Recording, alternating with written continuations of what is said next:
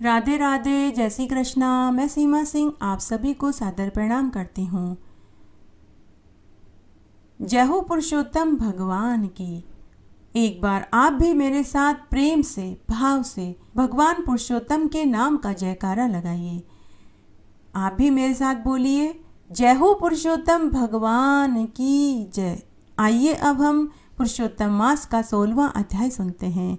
इस अध्याय में हम सुदेव को पुत्र की प्राप्ति एवं देवल मुनि द्वारा गुण दोष का वर्णन आएगा। आइए अब हम पुरुषोत्तम मास का 16वां अध्याय सुनते हैं। श्री नारायण बोले कि हे नारद मुनि, हे महाप्राज्ञ, वाल्मीकि जी ने दृढ़धनवा से जो अत्यंत अद्भुत चरित्र कहा था वही मैं तुमसे कहता हूँ, तुम ध्यान से सुनो। वाल्मीकि जी बोले कि हे राजा दृढ़धनवा, सुनो। भगवान की आज्ञा से गरुड़ जी इस प्रकार ब्राह्मण से बोले कि हे द्विज श्रेष्ठ ब्राह्मण, तुमसे हरि ने कहा कि तुम्हारे भाग्य में 7 जन्म तक पुत्र सुख नहीं है, अतः अभी भी वैसा ही होगा। तो भी हे तपोधन, स्वामी की आज्ञा से मैं तुमको पुत्र का वरदान दे रहा हूँ, जो मेरे ही अंश से उत्पन्न होगा, जिससे गौतमी सहित आप आशीष को प्राप्त होंगे, परंतु उस पुत्र से तुम दोनों को दुख ही प्राप्त होगा। हे द्विज शार्दूल, तुम धन्य हो जो तुम्हारी बुद्धि हरि में हुई, चाहे कामना सहित हुई हो या कामना रहित हुई हो। भगवान को दोनों ही अति प्रिय है। मनुष्य का शरीर तो जल के बुलबुले के भांति क्षण भंगुर है। ऐसे जीवन को पाकर जो मनुष्य हरि चरणों का अपने हृदय से चिंतन करते हैं वे ही धन्य हैं। हरि के अतिरिक्त इस दुस्तर संसार से तारने वाला कोई अन्य नहीं है, और हरि की ही कृपा से मैंने भी तुमको पुत्र होने का वरदान दिया है।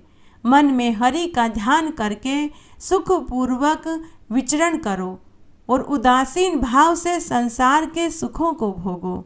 वाल्मीकि जी आगे बोले कि दोनों स्त्री पुरुषों को अति उत्तम वरदान देकर उन्हें देखते ही देखते हरि भगवान गरुड़ पर सवार होकर अंतर्ध्यान हो गए।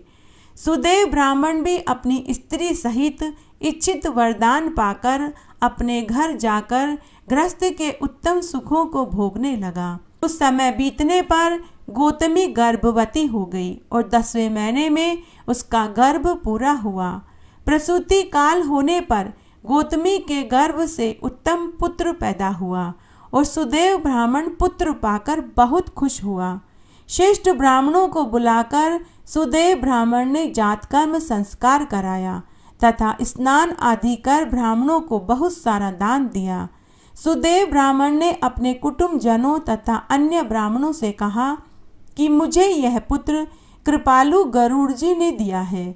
यह शरद पूर्णिमा के चंद्रमा के समान कांति वाला तथा सुखदेव जी के समान तेजस्वी है, इसलिए इसका नाम मैं सुखदेव रखूंगा। पिता के मनोरथ के साथ माता के मन को आनंद देने वाला पुत्र शुक्ल पक्ष की चंद्रमा के समान दिन प्रतिदिन बढ़ने लगा। पिता ने प्रसन्न होकर अपने पुत्र का यज्ञोपवीत संस्कार कर गायत्री मंत्र दिया। फिर वेद आरंभ संस्कार कर ब्रह्मचार्य व्रत पालन करने लगा। ब्रह्मचर्य के तेज से वह बालक साक्षात सूर्य के समान शोभायमान हुआ। बुद्धि के सागर कुमार ने वेदा अध्ययन शुरू किया। गुरु वत्सल कुमार अपने कुशाग्र बुद्धि से गुरु को प्रसन्न कर उसके एक बार के कहने से ही सभी विद्या पढ़ ली।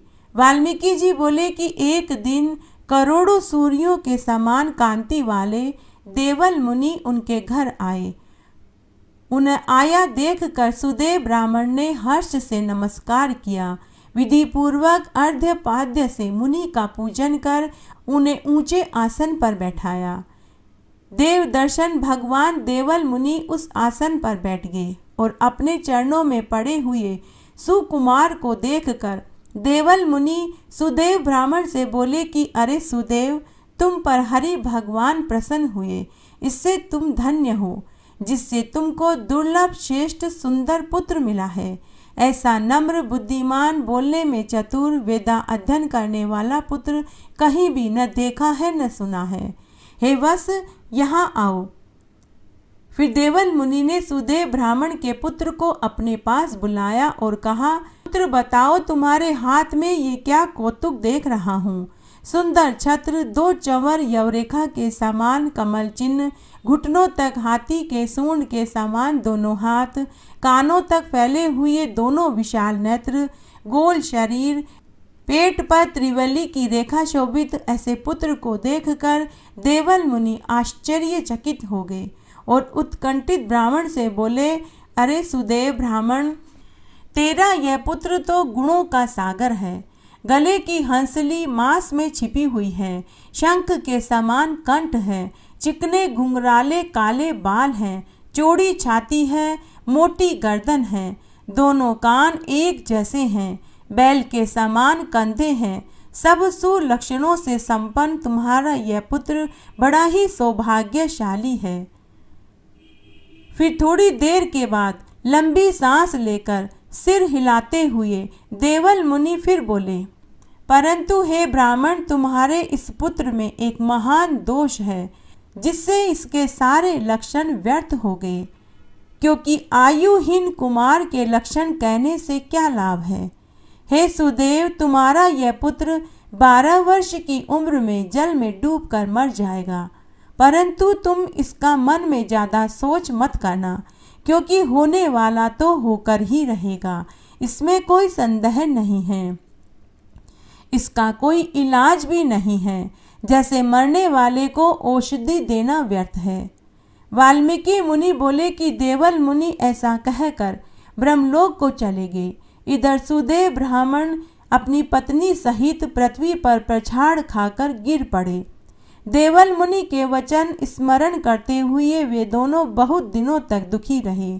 फिर एक दिन गौतमी ने धीरज धरकर पुत्र को गोदी में उठाया, प्रेम से उसका मुख चूमा और फिर पति से बोली कि हे स्वामी, हे द्विजराज, होने वाली घटना से भयभीत नहीं होना चाहिए, क्योंकि जो होने वाला है वो तो होकर ही रहेगा और जो नहीं होने वाला वो कभी नहीं होगा।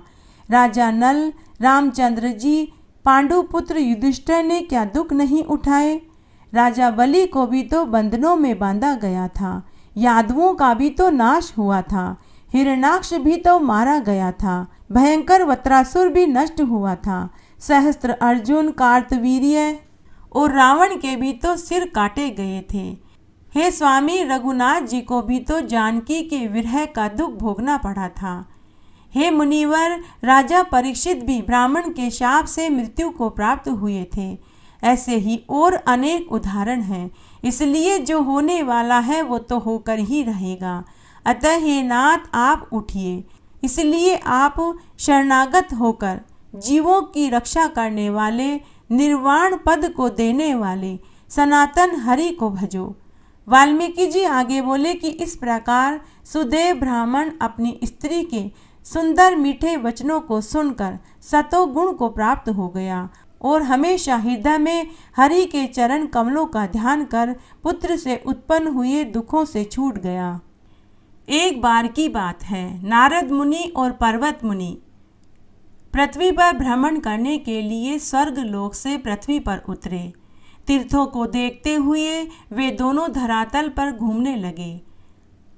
स्वर्ग से चलते समय उन दोनों ने एक प्रतिज्ञा करी थी कि जिसके मन में जैसा भी भाव व विचार उत्पन्न होगा वह एक दूसरे से कहेगा।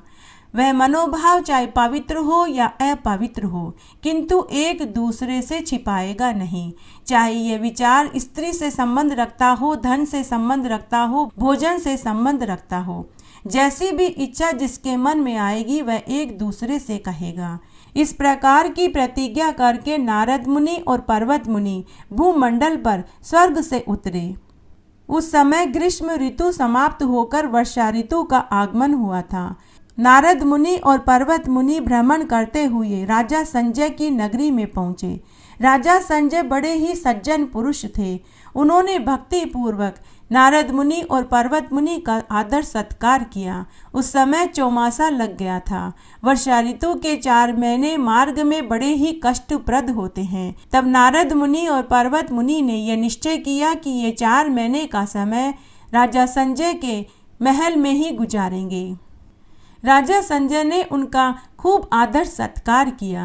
राजा संजय की एक बहुत सुंदर कन्या थी जिसका नाम दमयंती था। राजा की आज्ञा से वह परम सुंदरी कन्या उन दोनों ऋषियों की सेवा टहल करने लगी। वह कन्या बड़ी ही विदुषी थी। उसके बड़े बड़े विशाल नेत्र थे। उसका उद्यमी स्वभाव था। वह किसी भी समय दोनों मुनियों की सेवा करने से मुंह नहीं मोड़ती थी। पूरे समय वह उनकी सेवा में उपस्थित रहती थी। भोजन आसन सभी का पूरा प्रबंध वही करती थी। इस प्रकार दोनों मुनि राजा संजय के भवन में आदर के साथ रहने लगे।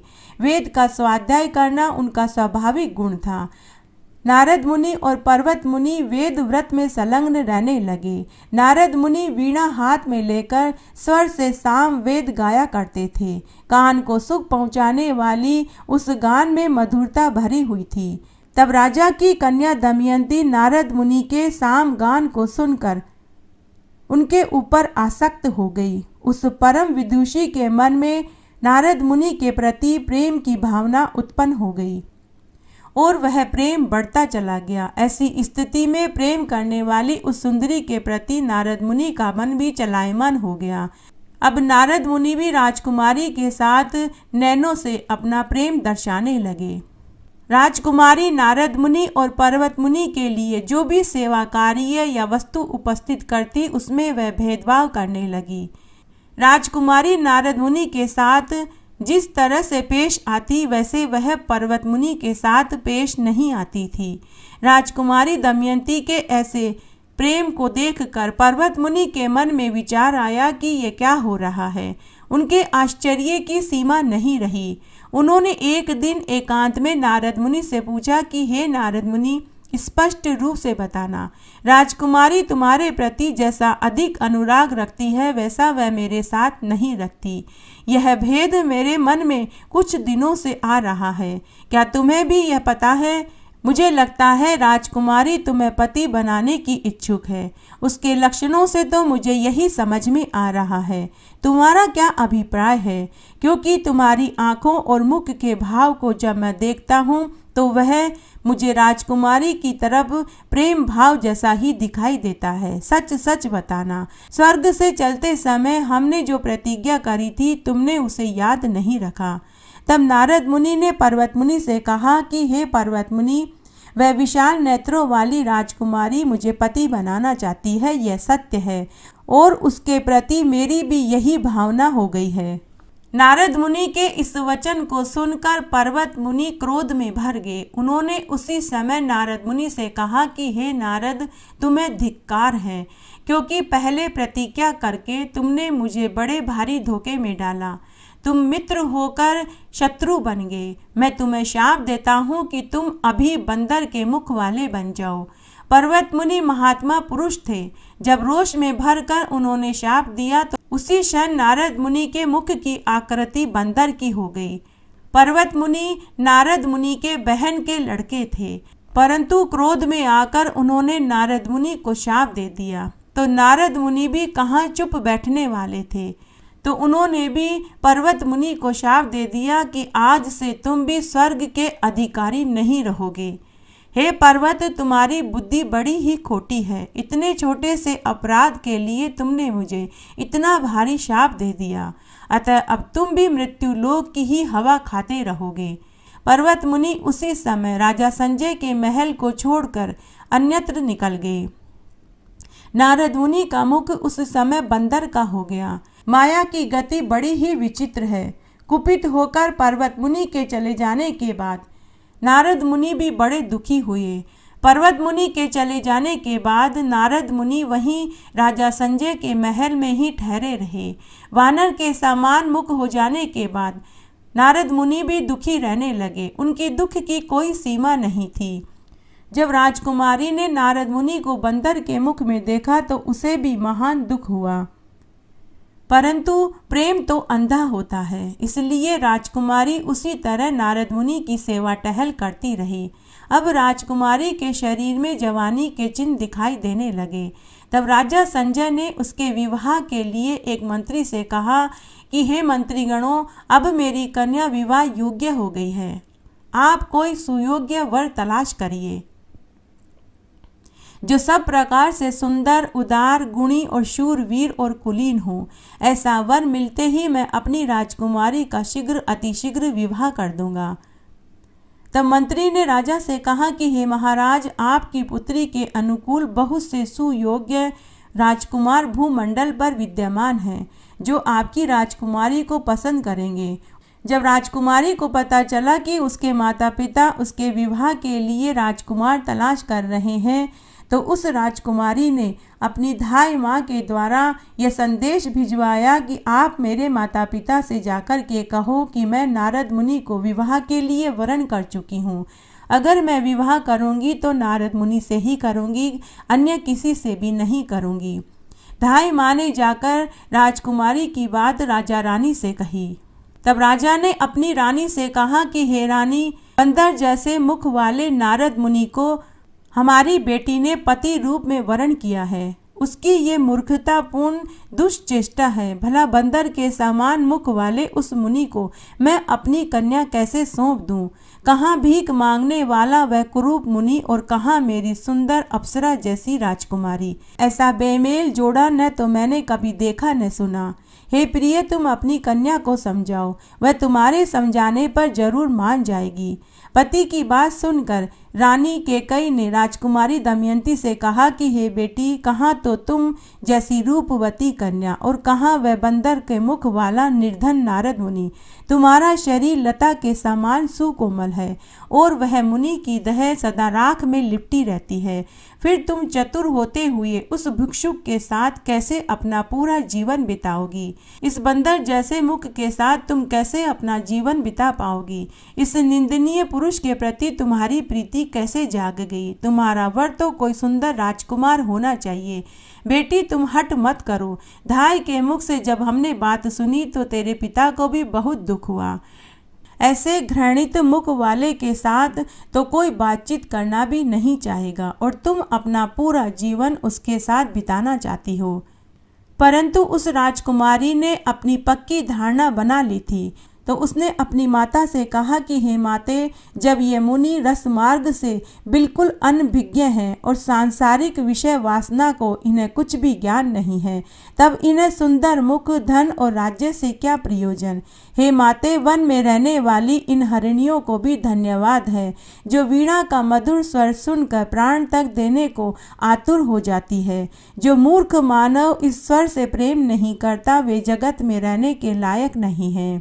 देव ऋषि को जिस सप्त स्वरमयी विद्या का ज्ञान है, उसे शिवजी को छोड़कर तीसरा कोई भी पुरुष नहीं जान सकता। हे माँ, मूर्ख के साथ रहने पर तो प्रतिक्षण ही मृत्यु का भय रहता है। अतः रूपवान और धनवान होने पर भी यदि कोई मूर्ख है तो उस पुरुष को सदा त्याग देना चाहिए। व्यर्थ गर्व करने वाले मूर्ख राजा की मैत्री को धिक्कार है। गुणु भिक्षुक की मैत्री भी श्रेष्ठ मानती हूँ।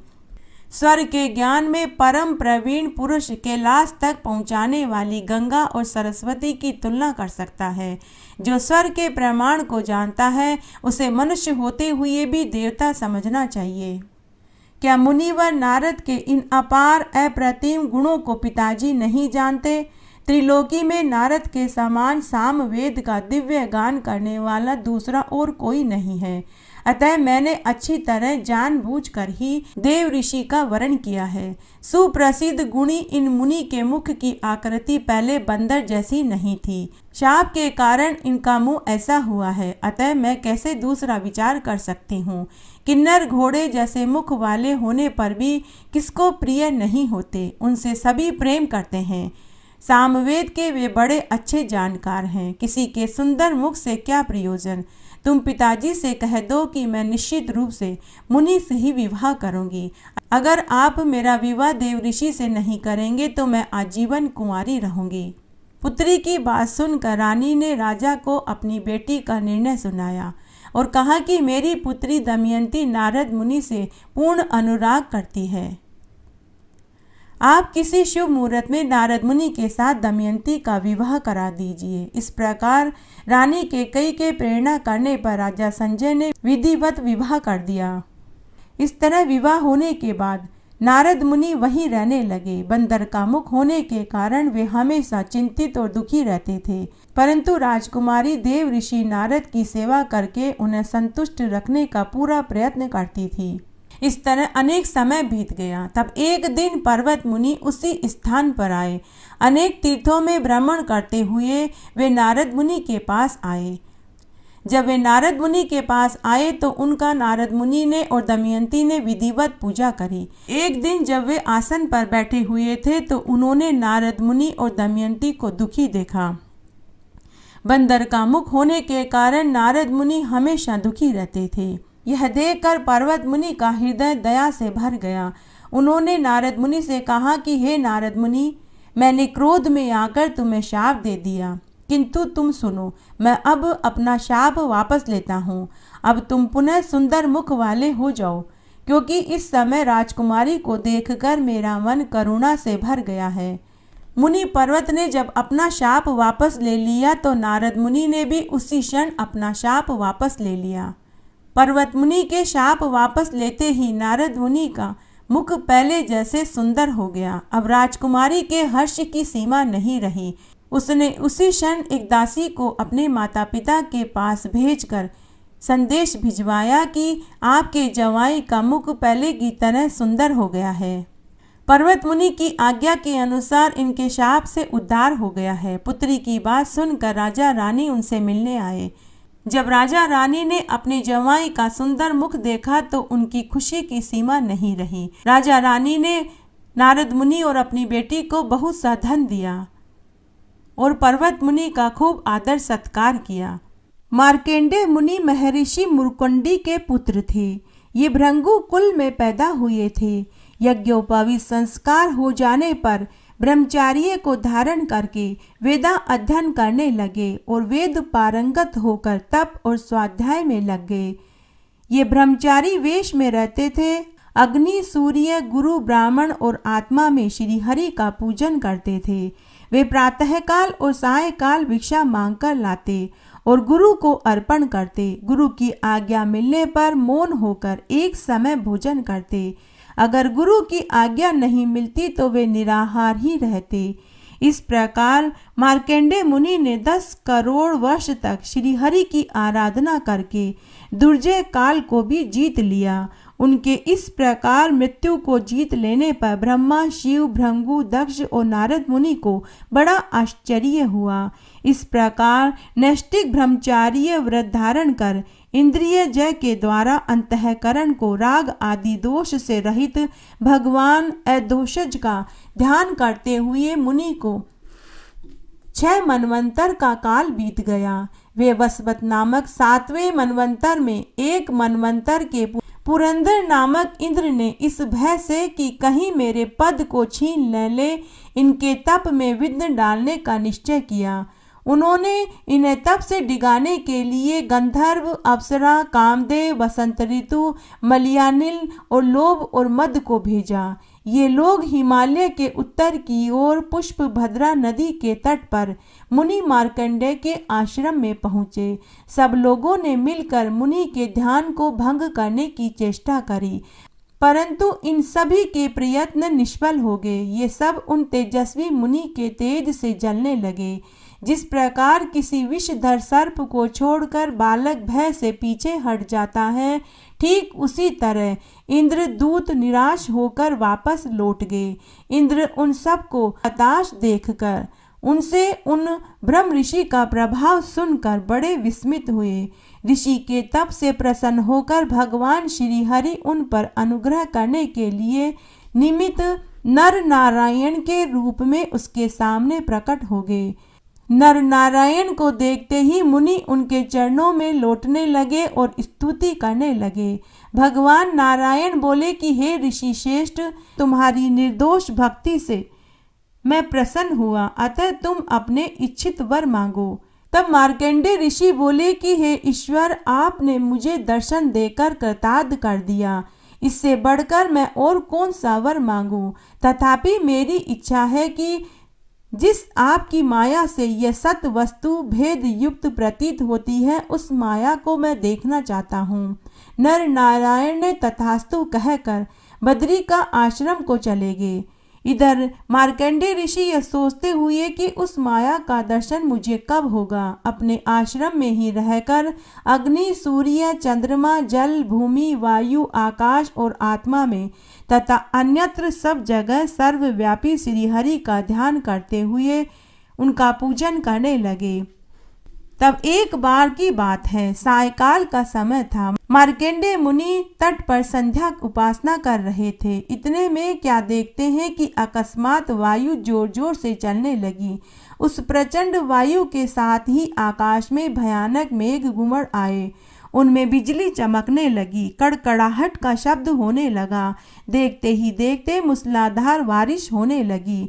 उधर चारों समुद्र बड़े प्रचंड वेग के साथ भूमंडल को प्राप्त करते हुए दिखाई देने लगे। सप्तद्वीप, नवखंड और समस्त पृथ्वी मंडल ही नहीं अपितु आकाश, स्वर्ग, तारागण, दिशाओं सहित सारा त्रिलोकी जलमग्न हो गया। उस अनंत महाअर्णव में अकेले मार्कंडेय ऋषि ही रह गए। वे जटाओं को बिखेर कर बावले और अंधे के समान इधर उधर भटकने लगे। तभी बड़े बड़े मगर उनकी देह को नोचने लगे और वायु के प्रबल झकोरों एवं उत्ताल तरंगों के थपेड़ों से उनका शरीर जर्जर हो गया। भूख प्यास उन्हें अलग सताने लगी। सर्वत्र घोर अंधकार छा गया।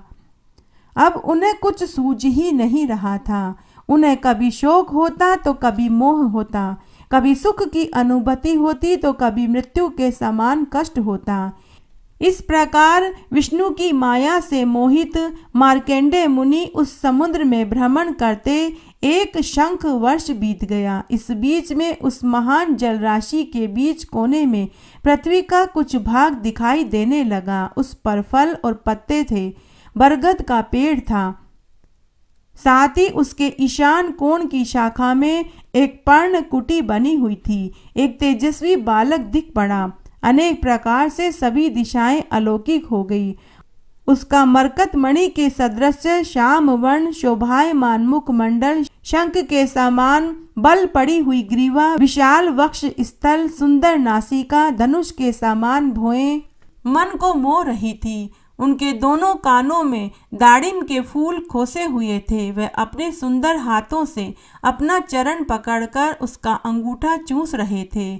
उस मनोहर मूर्ति बालक को देखकर मार्कंडेय मुनि को बड़ा आश्चर्य हुआ। उसके दर्शन मात्र से उसकी सारी व्यथा दूर हो गई और वे उसे देखकर आनंदित हो गए। वे उस बालक के समीप गए। जो ही वे उसके समीप गए तो उन्हें प्रतीत हुआ कि मानो उस बालक के श्वास के साथ वे उसके उदर के भीतर मच्छर की भांति खींचे जा रहे हैं। थोड़ी ही देर में उन्होंने अपने को उस बालक के उदर के भीतर पाया। वहाँ उन्होंने सारे जगत को उसी रूप में पाया जिस रूप में उन्होंने प्रलय के पूर्व उसे बाहर देखा था। यह सब दृश्य देखकर उन्हें परम विस्मय हुआ। कुछ क्षण के अंतर वे उसी बालक के श्वास के साथ प्रेरित होकर बाहर निकल आए और पुनः उसी प्रलय समुद्र में जा पड़े। बाहर निकलकर उन्होंने उस बालक को उसी अवस्था में अपनी ओर प्रेम पूर्ण कटाक्षों से देखते हुए पाया। उनकी मंद मुस्कान से आकर्षित होकर वे उसके समीप जाकर उसे आलिंगन करना ही चाहते थे कि योग अधिपति बाल वेशधारी भगवान एकाएक अंतर्ध्यान हो गए। उनके अंतर्ध्यान होते ही वह वट वृक्ष, प्रलय समुद्र सारा का सारा क्षण भर में ही विलीन हो गया और मुनि अपने आश्रम में पूर्ववत आ गए। उन्होंने मन ही मन भगवान नारायण की माया को प्रणाम किया और हृदय से उन माहेश्वरी की शरण में चले गए। एक समय मार्कंडेय मुनि समाधि लगाए हुए आश्रम में बैठे थे। इतने में ही देवा अधिदेव भगवान शंकर जग जननी पार्वती के साथ नंदी पर सवार होकर आकाश मार्ग से उधर की ओर निकले। मुनि को शांत भाव से बैठे देखकर पार्वती जी भगवान शंकर से बोली कि हे ईश्वर, यह कोई महातपस्वी मुनि मालूम पड़ता है, इन्हें सिद्धि प्रदान कीजिए, क्योंकि सारी तपस्याओं को सिद्ध करने वाले आप ही हैं। तब शंकर भगवान बोले कि हे पार्वती, ये मार्कंडेय मुनि भगवान पुरुषोत्तम के बड़े भक्त हैं, अतः ये तप के द्वारा कोई सिद्धि नहीं चाहते। अधिक और क्या कहूँ, इन्हें मोक्ष की भी परवाह नहीं है, फिर सांसारिक सुखों की तो बात ही क्या। तथापि हे पार्वती, हम चलकर थोड़ी देर के लिए उनसे वार्तालाप करते हैं, क्योंकि साधु समागम से बढ़कर संसार में और कोई तीर्थ नहीं। यह कहकर भगवान शंकर मुनि के समीप गए, किंतु मुनि की वृत्तियां ब्रह्मा में लीन होने के कारण उनका ब्रह्म ज्ञान लुप्त हो गया था, अतः उन्हें शिव और पार्वती के आने का पता ही नहीं चला। यह देखकर भगवान शंकर अपनी योग माया के प्रभाव से मुनि के हृदय गुहा में प्रविष्ट हो गए। मुनि ने देखा कि उनके हृदय में एकाएक एक पीली जटाओं वाला त्रिशूल, धनुष बाण तथा ढाल तलवार से सुसज्जित शरीर में व्याघ्र चर्म लपेटे, रुद्राक्ष माला, डमरू, नरकपाल, फरसा धारण किए हुए 3 नेत्र 10 भुजाओं वाली मूर्ति प्रकट हो गई। इस विकराल मूर्ति को हृदय स्थित देखकर मुनि को बड़ा आश्चर्य हुआ। इसी आश्चर्य से उनकी समाधि टूट गई। मुनि ने आंखें खोलकर देखा तो सामने भगवान रुद्र पार्वती सहित अपने गणों के साथ खड़े थे। मुनि ने उन्हें साष्टांग प्रणाम किया, पार्वती सहित उनकी भक्ति और पूजा करी। उनकी पूजा से प्रसन्न होकर भगवान शंकर बोले कि हे मार्कंडेय, हम तुम्हारी भक्ति से प्रसन्न हुए, अतः हमसे इच्छित वर मांगो। ब्रह्मा, विष्णु और मैं तीनों ही वर देने में श्रेष्ठ हैं। तुम्हारी तरह जो लोग हम तीनों की समान भाव से भक्ति करते हैं तथा जो शांत, निसंग और निर्भर प्राणी मात्र के प्रति दया करते हैं, सर्वत्र समदृष्टि रखते हैं, उनकी इंद्र आदि लोकपाल ही नहीं अपितु हम तीनों भी वंदना और पूजा करते हैं, क्योंकि आप लोग हम तीनों में, अपने में और जगत के अन्य प्राणियों में अणु मात्र भी भेद नहीं देखते। अतः हम लोग आप जैसे ब्राह्मणों का भजन करते हैं। तीर्थ और देवता भी चिरकाल पर्यंत सेवा करने पर फल देते हैं, किंतु आप जैसे साधु पुरुष तो दर्शन मात्र से ही कृतार्थ कर देते हैं। जो तुम्हारी भांति चित्त को एकाग्र करके तप, स्वाध्याय और संयम से रत रहते हैं, उन ब्राह्मणों को हम सदा नमस्कार करते हैं। भगवान शंकर के इन वचनों को सुनकर मार्कंडेय ऋषि गदगद हो गए और वे बोले कि हे ईश्वर, मैं तो आपके दर्शन मात्र से ही कृतार्थ हो गया और वरदान क्या मांगूं। तथापि आपसे मेरी यही प्रार्थना है कि मेरी भगवान अच्युत और उनके भक्तों में, आप में अनन्य भक्ति हमेशा रहे। शंकर भगवान बोले कि हे वत्स, तुम्हारी यह अभिलाषा पूर्ण होगी। इस कल्प के अंत तक तुम्हारी कीर्ति अटल रहेगी। तुम अजर अमर होकर रहोगे। तुम्हें त्रिकाल विषयक ज्ञान, विज्ञान, वैराग्य, पुराणों का आचार्यत्व प्राप्त होगा। ऐसा कहकर भगवान शंकर माता पार्वती जी के साथ वहां से चले गए। महामुनि मार्कंडेय योग का महान सामर्थ्य तथा भगवान जनार्दन की एकांत भक्ति पाकर भूलोक में विचरण करने लगे। अब भी उसी प्रकार विचरण करते हैं। वे लोक में चिरंजीव के नाम से विख्यात हुए। आइए अब हम पुरुषोत्तम भगवान की आरती सुनते हैं। आरती उतारो मारा पुरुषोत्तम भगवान की, आरती उतारो मारा पुरुषोत्तम भगवान की। ठाकुर जी की सेवा में राम नाम बोलती, ठाकुर जी की सेवा में राम नाम बोलती। गाय की सेवा में मारे गोबर पानी बाड़ा में, गाय की सेवा में मारे गोबर पानी बाड़ा में। आरती उतारो मारा पुरुषोत्तम भगवान की, आरती उतारो मारा पुरुषोत्तम भगवान की।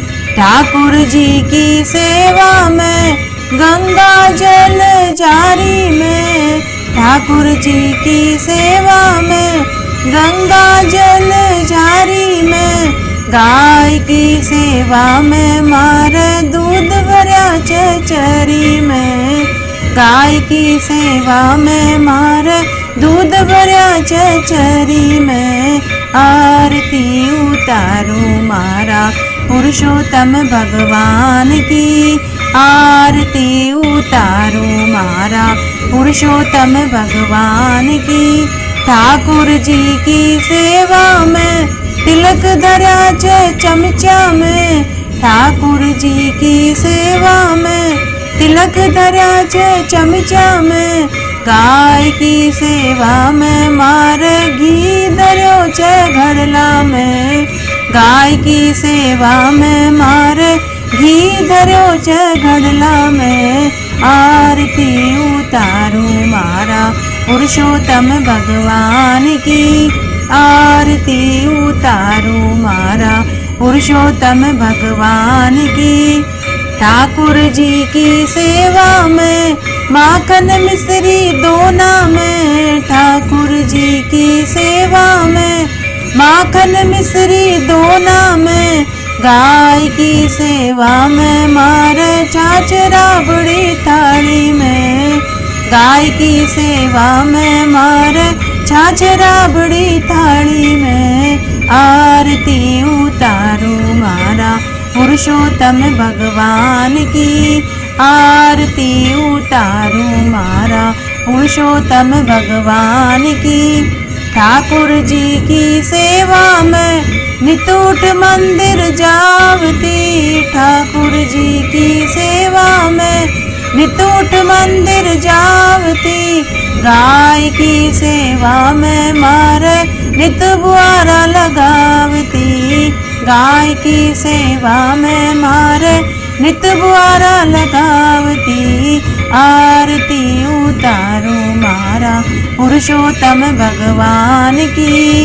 आरती उतारूं मारा पुरुषोत्तम भगवान की।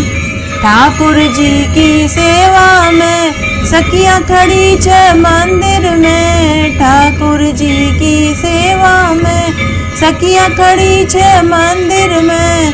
गाय की सेवा में मारे 7 ग्वाला आंगन में।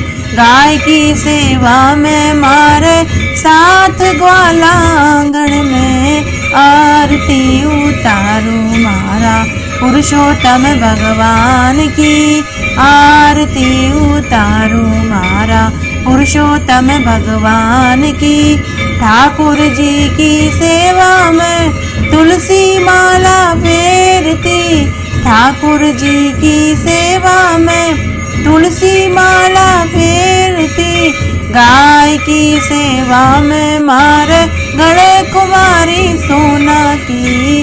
गाय की सेवा में मारे गले कुमारी सोना की। आरती उतारूं मारा पुरुषोत्तम भगवान की। आरती उतारूं मारा पुरुषोत्तम भगवान की। ठाकुर जी की सेवा में वैकुंठा में जावती। ठाकुर जी की सेवा में वैकुंठा में जावती। गाय की सेवा में मैं तो वैतरणी तर जावती। गाय की सेवा में मैं तो वैतरणी तर जावती। आरती उतारूं मारा पुरुषोत्तम भगवान की। आरती उतारूं मारा पुरुषोत्तम भगवान की। इस तरह आज हमने पुरुषोत्तम मास का 16वां अध्याय सुना। आशा करती हूँ यह आपको जरूर पसंद आएगा। मेरे साथ बने रहने के लिए आपका धन्यवाद। आगे आने वाली कथा कहानी के लिए भी आप इसी तरह मेरे साथ बने रहें। धन्यवाद।